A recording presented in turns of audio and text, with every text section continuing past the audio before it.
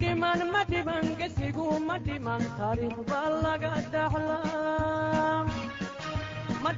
مدمان قسيقو مدمان ودون تلقو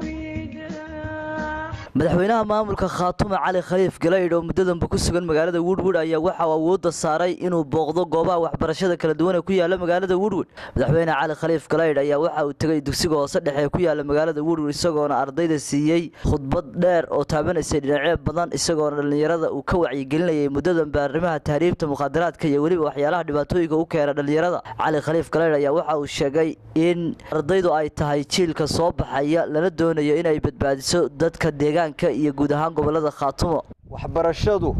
qofka ibna aadanka ah iyo adduunka hadda aynu ku noolahay waxaynu ku jiraa mujtamac ku salaysan waagii hore waxa loo jiray dalku hadduu horumar rabo waa inuu beeray yeeshaa waa inuu warshado yeeshaa hadda waxa weeye knowledge society ama mujtamac aqoon iyo cilmi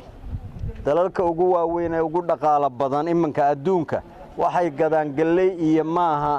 iyo baabuur waxay gadaan ee ugu weyn waa services waa technology oo wax walba galay oo IT waxaan la yiraahdo adduunka imanka iyada haysa hadda waqti badanna waa u baahan tahay waxyaalaha aad tabaysaan waxa kamida haddii hadda aan laydinku bilaabin computer hadda waxa macallimiintu sheegaysa annagu wali sabooradii iyo dabaashiirtii baan wali joognaa sabooradii iyo dabaashiirtii in laga soo guuray meelo badan oo dhan baa la soo maray laakiin imanka ardaygu computer buu haystaa xitaa marka uu joogo dugsiga bilowga ah innaka halka inoo ma gaadhin waxa muhiima waxbarashadu waqti badan bay qaadanaysaa waxbarasho waagii hore waqtiyadayadii haddaad ka baxdid dugsiga dhexe taasaa tacliintu ku dhammaan jirtay markaasaad shaqaale dawladeed aad noqon jirtay qof kastoo meesha ka soo baxana shaqaale dawlad wada karaani baa la ahaa haddana u malayn maayo cid idinka ah oo odhanaysa dugsiga dhaxaan ka baxayo shaqaan raadsanaya cidina idinka akhrisan mayso secondary schoolka laftiisa ama dugsigii sare yaanba cidiba hadda shaqa qorayn jaamacadihiiba dadka ka soo baxay waa run shaqo waa jira waaba dhibaato oo iyadaan ognahay caa'ilado ama qoysas aad ugu dadaalay cunugay dhaleen ama wiil ha noqdo ama gabadh oo ilaa secondary school ka baxay ama jaamacadba ka baxay oo shaqo waayay hadda wax badanna waa la soconaa Facebook iyo barnaamijka kuwa intay halka ka tagaan oo sii hoogo oo sii baa oo Ethiopia mara oo Suudaan mara oo Liibiya taga oo waxa ka dhaca hadda Facebook kuma soo qoraan laakiin waxay soo sawiraan iyagoo meel Europe ama North America taagan oo dhar xoogaa fiican gashan waxay meesha ku joogaana kama hadlaan haddii tala la isku leeyahay war tahriib ka saara maskaxdiina tahriib iyo oday iyo islaan iyo qoys aan wax badan bahayn in la yiraaho 7,000 baa lagu furanayaa oo dollar hadda geel reer ku leeyahay oo dhanba 7,000 maba gooyo geeliina iska badhamaa war tahriib madaxiina ka saara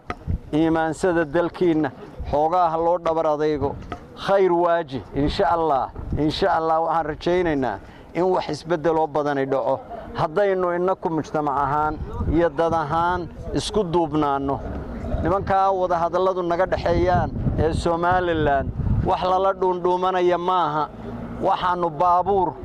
iyo xoogaa cadquureed in yaroo lacag lagu tuuray aanu kala hadlayna maaha waxaanu kala hadlaynaa waa ummadan masiirkoodii waa aayahoodii waa taariikhdoodii hore oo la tirtirayo waa mustaqbalka caruurtooda oo laga hortaagan yahay marka waxaan oran lahaa waa mahadsantihiin mindhayn qoraxdana aroortii iyo galabtii marba tii la joogaa leeyahay galabtii bay caafimaad tahay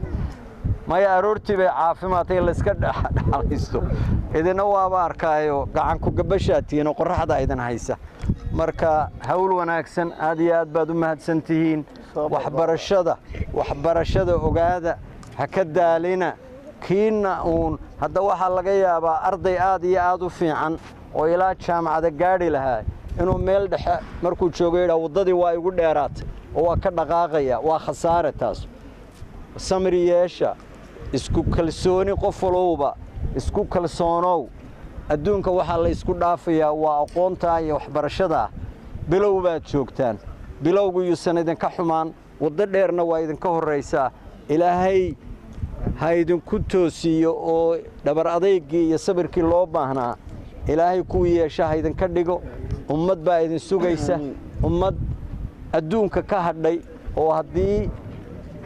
bangiga adduunka u dhaxeeya iyo qaramada midoobay iyo markay adduunka faallaynayaan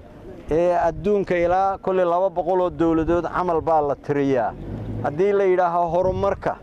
horumarka innaku 1 iyo 100 midna ma noqonee hoos marka laga soo bilaabo wadannada ugu liita ama ka koowaad baynu nahay ama ka labaad hadda weliba